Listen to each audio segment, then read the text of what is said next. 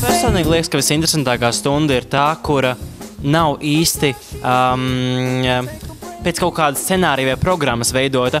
Tādā veidā viņa ir vairāk improvizētāka un liekas dabiskāka. Un man personīgi daudz vieglāk un arī interesantāk strādāt viņā, jo es nevaru īsti prognozēt, kas būs nākamais. Tur, kur tu uzzini kaut ko jaunu. Varētu būt geogrāfija, lai arī man viņa ne īpaši padodas, bet viņa ir interesanta. Man arī liekas, ka ir geogrāfija. Jā, geogrāfija. Un vēsture. Latvijas. Kur mēs uzzinām daudz ko jaunu. Un kur ir dažādas, pieņemsim pie tās tāfeles, kur var kaut ko darīt, vai arī kaut kādas spēles. Kur skolotājs stāsta ko interesantu? Manuprāt, interesanta stunda ir tad, kad, uzdod kādu interesantu lietu, piemēram, tur kaut ko zīmē tā interesanti. Manuprāt, interesanta stunda ir tad, kad mēs spēlējam kādas spēles, piemēram, latviešu valodā šodien spēlējām komiksu spēli. Manuprāt, interesanta stunda ir tāda, kurā skolotājs spēja aizraut skolēnus, piemēram, ar kaut kādām izmantojot datorus, interaktīvo tāfeli un tādas lietas, kas ir mūsdienīgas un jauniešiem patīk. Un tad arī jauniešu uzmanība būs pievērsta skolotājiem. Manuprāt, interesanta stunda ir tad, kad skolotājs prot atrast kontaktu ar skolēnu un var ieinteresēt skolēnu, pat tad, ja tas priekšmets nešķiet interesants. Tad, kad skolotājs runājās ar mums un mēs vairāk tā iepazīstam visu, ko viņš mums stāsta, tādā veidā mēs labāk mācāmies. Interesanta stunda, kad tu dari, ko tu vēlēsi un tam līdzīgi. Man interesantākā stundas, man liekas, ir dabasnības, tāpēc, ka tur var uzzināt daudz lietas par dabu un interesantus faktus. Un tā tad, manuprāt, visinteresantākā stunda, kas bija šodien, vai vispār kādreiz bijusi, tā bija geogrāfija, kur šodien skolotāja Jāne France, kas ir mūsu Jūrmalas Salas ģimnāzijas geogrāfijas skolotāja, mums šodien stāstīja par naftas tirdzniecību un kā to pārvadā. Jo teorētiski es arī pats gribu rakt un atrast naftu un pārdot to un kļūt par miljonāru. Kaut kāds laboratorijas eksperiments, kur skolotāja nāca ārā uz to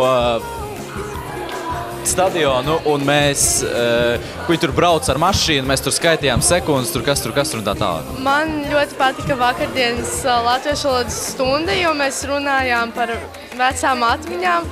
Tas bija ļoti interesanti. Sociālās zinībās, kad mēs runājām par mūsu klasi un izvēlējāmies slepenos draugus. Zīmēšana, jo tur jāzīmē. Sportā, kur mēs spēlējam spēles. Man ļoti patīk matemātika, jo tur ir interesanti rēķināt dažādus uzdevumus. Man ļoti patīk latviešu valoda, jo tur ir ļoti interesanti skolotāji, kuri par visu smejas. Un mēs spēlējam visādas spēles, visbiežāk latviešu valodā.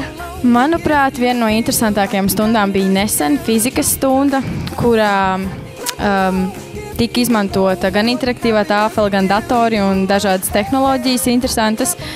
Un, jo klasbiedriem bija jātaisa tāds kā zinātniski pētnieciskais darbs priekš RTU, lai viņi tiktu tur budžetā. Un viņiem bija ļoti daudz interesantu uzdevumu. Un mēs viņus izpildījām. Tiešām aizraujoši. Es domāju, ka es nevarētu nosaukt konkrētu stundu, jo mūsu skolā ir ļoti daudz skolotāju, kas stundas prot padarīt interesantas. Bet man interesanti šķiet ļoti literatūrā dažādas diskusijas, kur var izteikt savu viedokli, kā arī fizikā mums bija stunda, kad mēs gājām uz izstādi, kur bija dažādi ar fiziku saistīti priekšmeti, un tur bija pierādīti eksperimenti. Jā. Mājturības stundā, kad mēs kaut ko nezinu, kad mēs neko nedaram, un mums vienkārši stāsta, kā tas viss jādara un tā. Piemēram, sportu un spēlējam basketbolu. Sportā mēs spēlējam basketbolu un kārtojam ieskaitas, tas man ļoti patīk. Mācību priekšmets interesantākais, manuprāt, ir angļu valoda, jo tajā es neuzzinu pilnīgi neko, jo es konstatēju to, ka es vairāk vai mazāk visu zinu. Es teikšu fizika. Tāpēc, ka tu tur pielieto visu zināšanas, ko tu iemācies matemātikā, Un skolotājs ir interesants. Es nezinu, es domāju, varbūt katrs priekšmets ir ar kaut ko interesants, bet man īpaši neviens priekšmets ļoti nepatīk. Latvijas vēsture, tāpēc, ka tur var uzzināt visu kaut ko par Latviju, un ģeogrāfija. Veselības mācība. Jo tur runā daudz interesantas lietas. Sports, jo tur var kustēties un...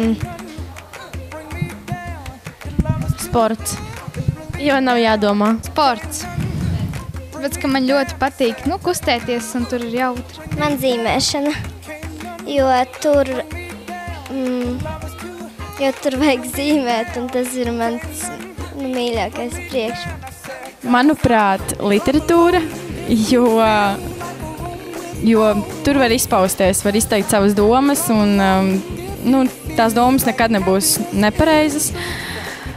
Un arī tas ļoti ir atkarība arī no skolotāja. Un tā kā literatūras skolotāji man ļoti patīk, tad arī man ļoti patīk arī mācību priekšmets. Man visinteresantākais šķiet laikam fizika un literatūra, divi dažādi pavisam priekšmeti. Fizika tāpēc, ka tas ir atkarīgs no tā, kā viņu skolotājs pastāsta. Skolotājs Reikais studās bija ļoti interesanti, un viņi man spēja ieinteresēt mācīties fiziku tā, ka vēl līdz šodienai man tiešām tas šķiet interesanti. Matemātika.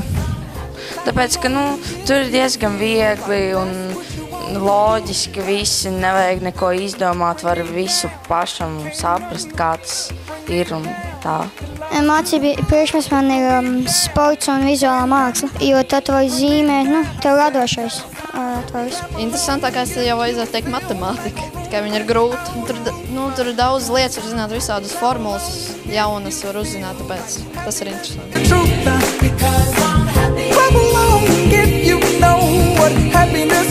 Ar interesantu un radošu pieeju darbam, kas vairāk liek cilvēkam domāt ārpus viņa redzesloka.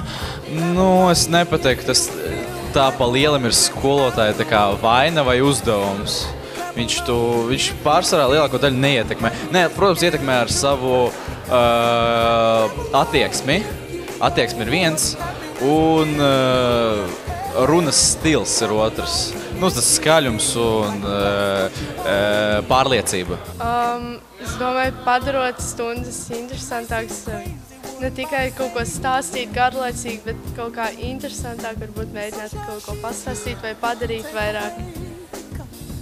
Grupas darbi, manuprāt, ir interesanti.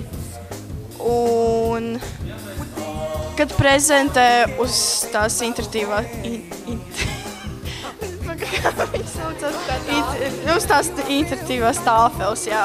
Un kad arī nestāsta visu laiku mums kaut ko, bet ka mums ir kaut kas jādara kopā, jā. Ar labu garastāvokli, humoru. Ar interesantu stāstījumu, ar sagatavotiem materiāliem, pieņemsim projektiem un uzdodot vairāk interesantas spēles un jautrāku mācību. Uzdodot mājās projektus vai stundā gatavojot kādu pētījumu. Vajag izmantot kaut ko tādu, kas aizrauj jauniešus un kas piesaista viņu uzmanību un notur uzmanību.